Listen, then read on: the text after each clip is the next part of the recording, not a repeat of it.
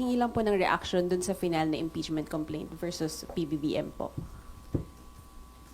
Tatanong ninyo ako. Isa na naman drama series na mukhang tatagal ng 1 taon.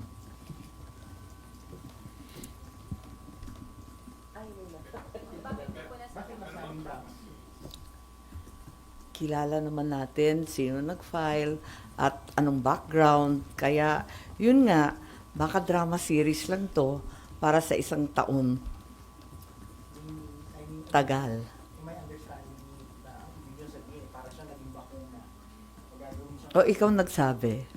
Hindi, tama ba yung tindi? Wala talagang pinapahamak ang media ng bonggang-bongga. Yan naman. Tama ba yung tindi ko? Yun na lang. To that effect, oo, siguro.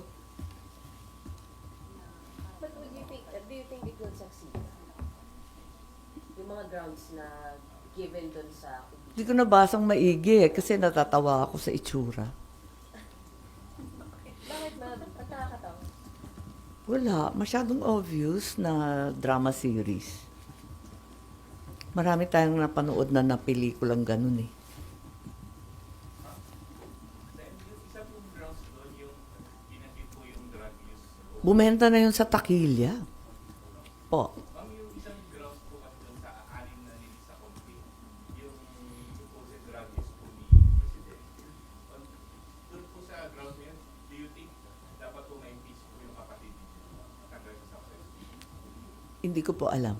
Hindi ko nabasang maigi.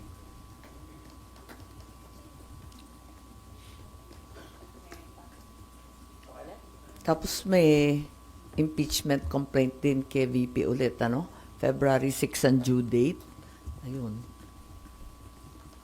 Nakakapagtrabaho pa po ba kayo ng kung dalawang impeachment po yung aakyat dito sa Senado? Sakali lang naman ma'am, sakali lang. Kung lulusot yan, Senator Judge kami pareho ni Senator Marcoleta.